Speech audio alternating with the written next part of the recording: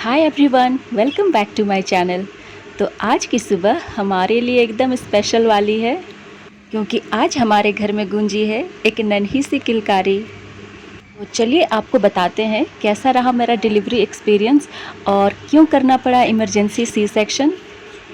तो ये दिन है 14 मई का, जब हम लोग हॉस्पिटल के लिए सुबह में 10 बजे के आसपास निकल रहे थे। डॉक्टर ने मुझे डिलीवरी का डेट 13 तारीख दिया था, 13 मई को। मुझे लेबर पेन नहीं आ रहा था, तो उन्होंने मुझे एडमिट होने के लिए बोल दिया था 14 मई को। सुबह में 10 बजे तक हम लोग हॉस्पिटल पहुंच गए थे एडमिट होने के लिए। हॉस्पिटल पहुंचने के बाद मुझे इमरजेंसी रूम में शिफ्ट कर दिया गया था और वहां जितने भी प्रोसीजर थे वो शुरू कर दिए गए थे। सबसे पहले सफाई करने के बाद इंटरनल पार्ट से मुझे कुछ दवाई डाला गया था पेन के लिए, और उसके बाद हम लोगों ने जो रूम लिया था उसमें हम लोगों को शिफ्ट कर दिया गया। और यहाँ पे मेरा पेन और बेबी का हार्ट बीट नोटिस किया जा रहा था। डॉक्टर ने नोटिस किया कि बेबी का हार्ट बीट 3 से 4 बार अचानक से 50-60 के अंदर डाउन हो जा रहा था। तो उन्होंने कहा कि इमरजेंसी में अब सी सेक्शन करना ही पड़ेगा, नहीं तो बेबी को खतरा हो सकता है। दवाई लिया हुआ मुझे लगभग 1 से 2 घंटे हो चुके थे और लेबर पेन भी कुछ ज़्यादा नहीं था, हल्का हल्का ही था। डॉक्टर ने कहा कि लेबर पेन का और ज़्यादा वेट नहीं कर सकते हैं, इससे बच्चे को और भी खतरा होगा, इतना देरी बच्चा सरवाइव नहीं कर पाएगा।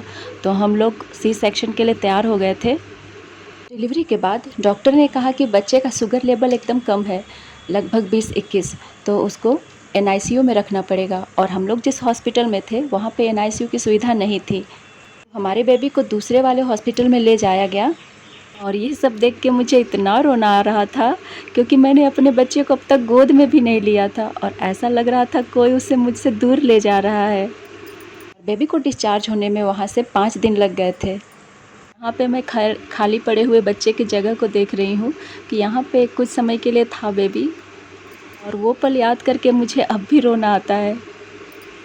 हॉस्पिटल में मैं 3 दिन के लिए एडमिट थी और बेबी के बिना ये वाला रूम एकदम सूना सा लग रहा था। कुछ समय के लिए ही सही, पर बेबी तो था हमारे पास यहाँ पे। और जैसे ही 48 आवर्स के बाद हम लोगों को हॉस्पिटल से डिस्चार्ज मिला, हम लोग अपने बेबी के पास गए और वहाँ पे मैं 3 दिन के लिए रुक गई थी। और घर आने के बाद सासू माँ के हाथ का बना हुआ मुझे मिला था सौंठ वाला हलवा।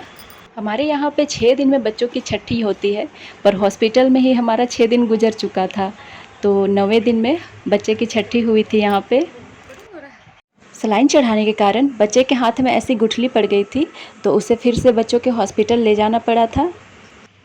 चलिए अब आप लोगों को मिलवाते हैं मेरे प्यारे बेबी बॉय से, जो कि अब 21 दिन का हो चुका है। तो आज के वीडियो में बस इतना ही, मिलते हैं अगली ब्लॉग में, तब तक सबको बाय बाय।